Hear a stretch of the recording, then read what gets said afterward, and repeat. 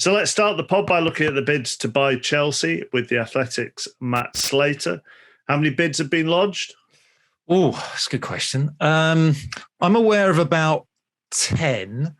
I think there are probably a couple more that may have bid, that were certainly kind of talking about bidding or, kicking the tires.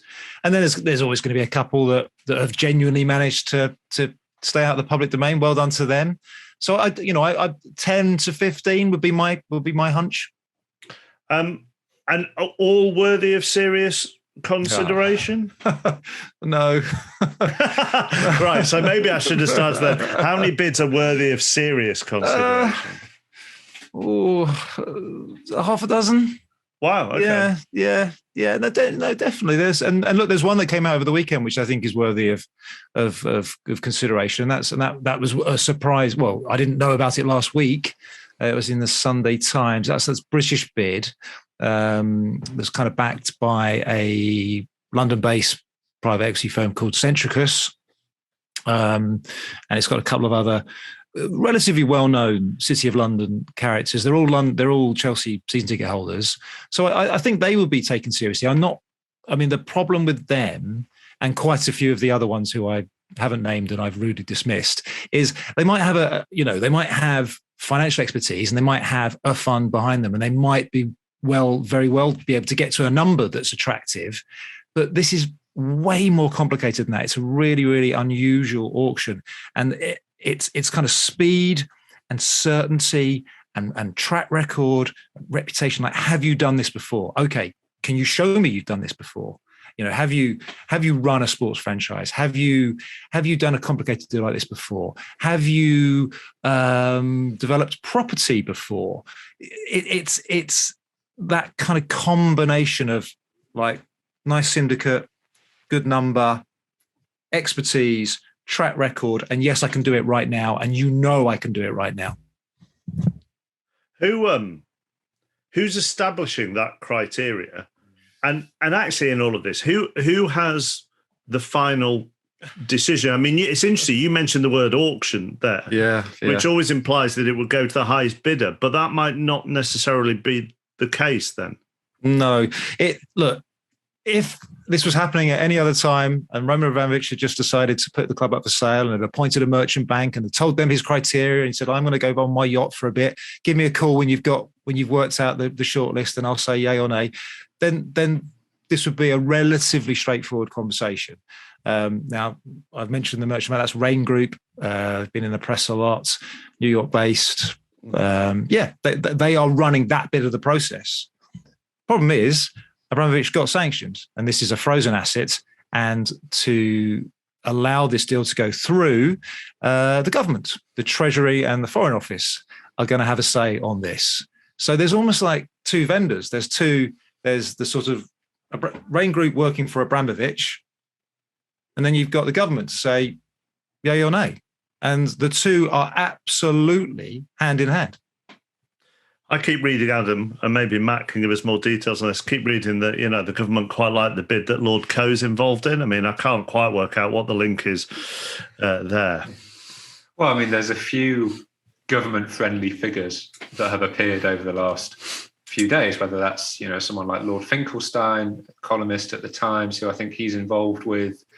Which bid is it? Is it the Todd Bewley? Todd Burley. Team Bewley, yeah. The Burley and Viss, is that how you pronounce it? Viss? Yeah. Viss and Jonathan Goldstein bid. And then you have Lord Coe involved in a different bid. And I think there probably is an element here of, having people who are Chelsea fans, which is what both Seb Coe and Danny Finkelstein are. Danny as well was involved in Tracy Crouch's fan-led review. So I think there is that element, but I think there is also this element of this might need the sign-off from government. So any figures that, may be held up as respectable within the British establishment may become quite useful as that time gets nearer. I mean, I still don't think it would be a deciding factor. I think the ultimately deciding factor will be, have you got the money and can you show us the money?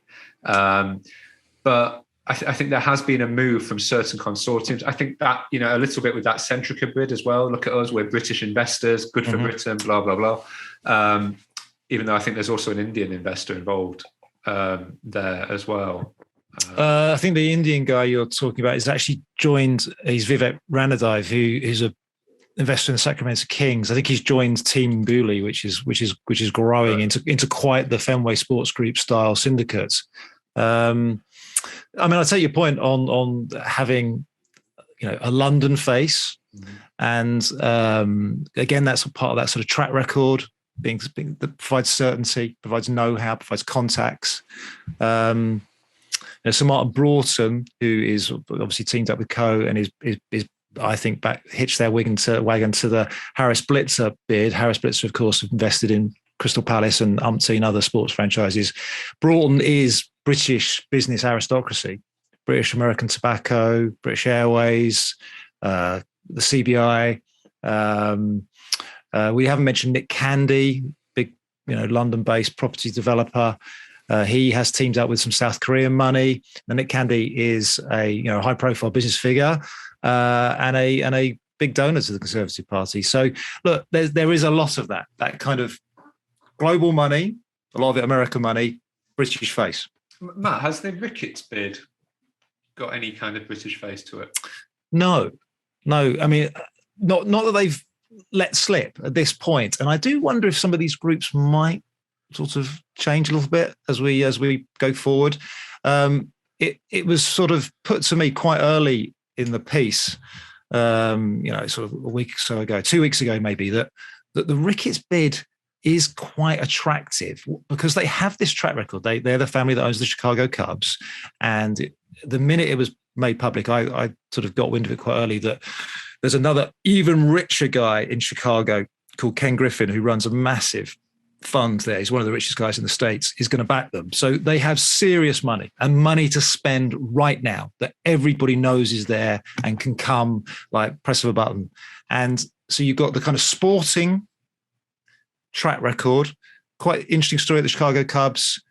They chose to develop the area around their famous old ground, and they turned it into sort of an entertainment and leisure district in Chicago.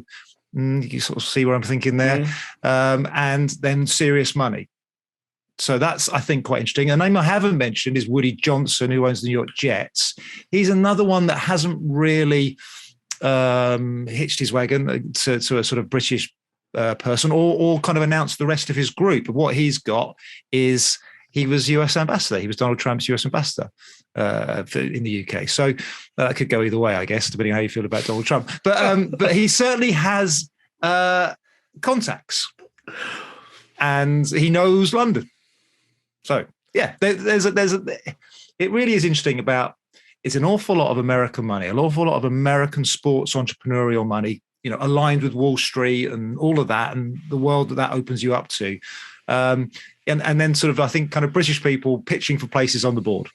Is there a fan group with any input into this? Do the supporters trust have a say in this? Because when we go back to that criteria, do you have the money? Have you run the franchise? Have you run a sporting franchise before? Where is your expertise when it comes to property development, et cetera, et cetera? Is there anybody going, what will you do with the club? Yes. And there's been a little bit, obviously, that in the press, as they were sort of trying to publicize their bids. So, Nick Candy, for example, immediately talks about putting a fan on the board and talking up his own links to the club.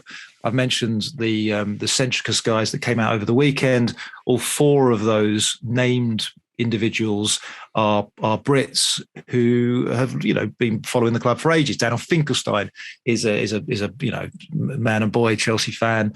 So there's been a lot of that co-Broughton Chelsea fans. There is a group that John Terry they're sort of using as a front man that are looking to raise about 250 million quid to buy a 10% stake, to sort of kind of have that kind of fan on the board type approach. Now they're going to try and do that using fan tokens, and which sort of I think raises some flags, but not necessarily. It's not crypto. It doesn't necessarily have to be as bad as that. But it's just a way of sort of trying to do it quickly and in a democratic fashion. So we shall see with that one. I just think it's too. They haven't got the time. They just really haven't. This deal has to be done quickly, which again is a big advantage for people that, one, have done it before, two, have loads of money behind them they can actually use. So anything that's a bit complicated, I just think is going to run out of time and will therefore be quite quickly discounted. And then I think the other element that is really important is for any of these, particularly the American guys who do want a return on investment, so will be around developing the ground. The situation at Chelsea is complicated because of the Chelsea pitch owners. Yeah. They own the freehold to the land, and that was given to them, whatever it was, 20 odd years ago by Ken Bates, when the last time Stamford Bridge was at the mercy of property development. So whoever gets this has to have a relationship with the trust and the CPO group pretty quickly, if not already, because you are not going to be able to do what you might want to do at Stamford Bridge without that good relationship. So, that they have a say. Arguably they have a bigger say at Chelsea than they would at many other clubs because of that very unusual situation around the ground. Because of that bargaining chip, why would Chelsea fans need to donate to a fund, to buy some sort of stake that gives them a seat at the table with the John Terry funded campaign? I completely agree with you. Why would you? I suppose it would be that the Chelsea pitch owners is an established group. I can't remember how many of them are. I think off the top of my head, it's something like 1,400. It might be 14,000. It's 14 something. They've been set up for a while. Maybe it's to sort of just expand that group. It's a bit of a close shop there because it's not a sort of freely traded thing. If you have, all those guys are Chelsea fans. I don't think there's any suggestion at all that there's people are members of the Chelsea pitch owners organisation for anything other than good reasons. But you're right. That I would argue is a really good chip for the Chelsea fan base to have. What's the timescale, or is that impossible to tell? Well, once it's impossible. No one wants to nail down a number or a date. It's soon. Okay, so there's sort of the two bits to that. I think the Rain Group have to whittle down that dozen or so to 3 or 4 pretty fast, and then really get into sort of more detailed conversation with them about, well, is this your final number? Because that is kind of a little bit important here. I know it's going to a frozen account and may well end up going to charity, but the number's still important. And then what are you going to do with it? What are you going to do with the club? And then I think it's that almost, as I say, parallel conversation with government. These are looking like our guys. Do we have any problems here? I don't think we'll have any problems with them, really. And it's a sort of a bit of a dance, really. So that I think is going to happen in the next week or so. It's all got to be done, I would argue, within about a month and a half.